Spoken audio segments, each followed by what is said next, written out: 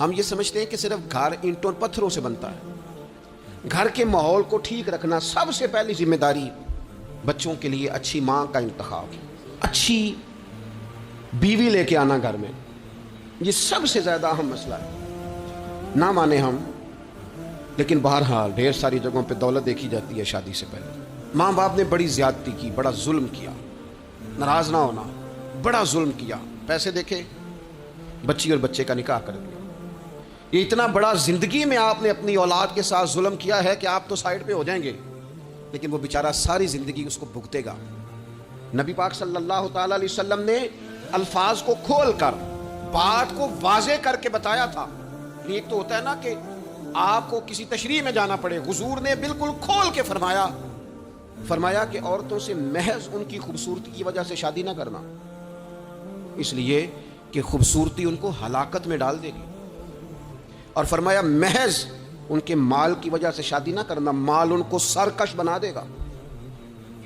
یا رسول اللہ صلی اللہ تعالی علیہ وسلم پھر کیا کرے؟ تو محبوب فرمانے لگے ان کی دینداری کی وجہ سے ان سے شادی کرنا۔ اور یہ ابن ماجہ میں لفظ موجود ہیں، اللہ کے محبوب علیہ الصلوۃ والسلام فرمانے لگے کان میں سوراخ والی کالے رنگ کی باندی اگر دیندار ہو تو تمہارے لیے بڑی بہتر ہے۔ باندی ہو، رنگ سیاہ ہو، کان میں سوراخ، اس سے نکاح کر لینا، شرط یہ ہے کہ دیندار ہو۔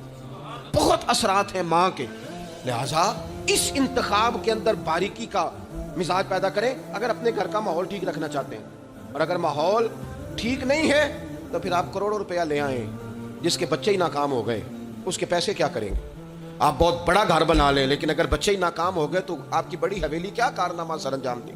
اور اسی طرح کا معاملہ مرد کے ساتھ بھی ہے۔ نبی پاک علیہ الصلوۃ والسلام نے فرمایا جب تمہیں ایسے لوگ پیغام نکاح دیں جن کا دین اور اخلاق اچھا ہو تو پھر اپنی عورتوں کا نکاح ان سے کر دو۔ اگر ایسا نہیں کرو گے تو زمین میں فتنہ برپا ہوگا، فساد ہوگا۔ نیک مرد جب ملے تو پھر اس کے ساتھ نکاح کرو۔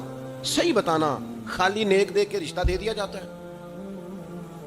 نیک ہے، دیندار ہے، اچھے اخلاق والا ہے، خالی تقویٰ دیکھ کے لوگ رشتہ دیتے ہیں؟ بڑا کچھ دیکھا جاتا ہے، بڑا پس منظر دیا تو تنخواہ تھوڑی ہو تو کہتے ہیں کماتے کچھ نہیں۔